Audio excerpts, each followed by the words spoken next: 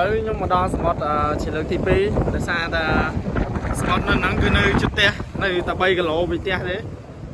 បើយើងអាចដើរមកក៏បានអាចជិះឡានមកក៏បានជិះកង់មកក៏បានហើយតិចខ្លាំង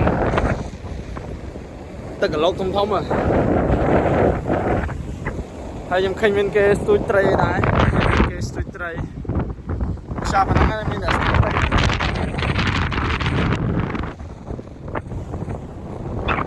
នេះសាច់ស្អាតសាហាវហើយសាច់គេនៅហ្នឹងគឺស្អាតខ្លាំងថ្មីមកឲ្យអ្នកគ្នាមើលនេះសាច់ស្អាតវាចប់លេខ2នៅស្រុកជប៉ុនណាអូអ្នកស្ទូចត្រី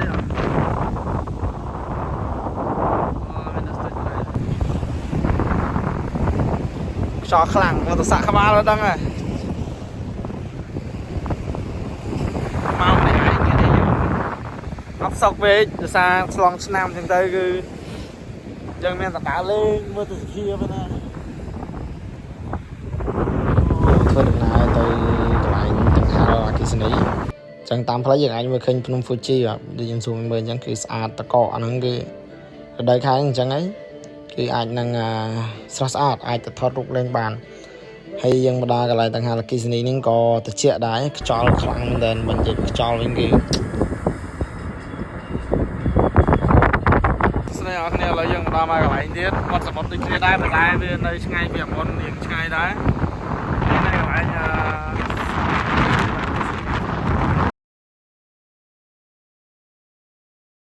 មានតែប៉ុណ្ណាថ្ងៃហ្នឹងវីដេអូដើរលេងចុងឆ្នាំ2025គឺអត់មានអីទេគឺជូនពរទាំងគ្នាពុកម៉ែបងប្អូនមិត្តភក្តិអូនឲ្យសុខភាពល្អហើយឆ្នាំថ្មីយកស៊ីមានបានទាំងអស់គ្នាអញ្ចឹងបាយឆ្នាំ2025